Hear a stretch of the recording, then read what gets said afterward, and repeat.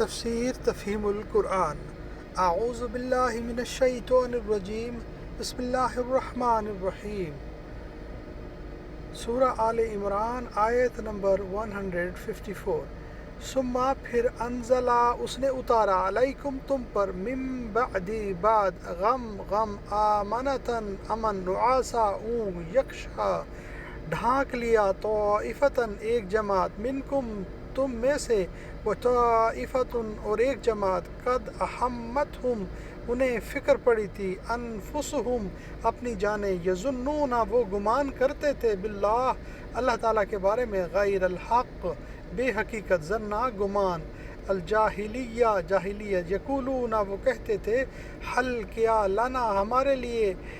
من سے امر کام من شیئن کچھ کل آپ کہہ دیں انا کہ امرو کام کلہ للہ تمام اللہ تعالیٰ یخفونا وہ چھپاتے ہیں فی میں انفسہم اپنے دل ما جو لا یبدونا وہ ظاہر نہیں کرتے لکا آپ کے لیے یقولون وہ کہتے ہیں لو کانا اگر ہوتا لنا ہمارے لیے من الامر کام سے کام شیئن کچھ ما قتلنا ہم نہ مارے جاتے ہا ہنا یہاں کل آپ کہہ دیں لو کنتم اگر تم ہوتے فی میں بیوتکم اپنے گھر لبرزا ضرور نکل کھڑے ہوتے الذین وہ لوگ کتبا لکھا تھا علیہم ان پر قتلو مارا جانا الی طرف مضاجعہم اپنی قتل گاہ لیبتلی اور تاکہ آزمائے اللہ تعالیٰ ما جو فی صدورکم تمہارے سینوں میں لیمحص تاکہ صاف کر دے ما جو فی قلوبکم میں تمہارے دل واللہ اور اللہ تعالیٰ علیم جاننے والا بذات الصدور سینوں والے بامحاورہ ترجمہ۔ اس غم کے بعد پھر اللہ نے تم پر سے کچھ لوگوں پر ایسی اطمینان کی سی حالت طاری کر دی کہ وہ اونگنے لگے، مگر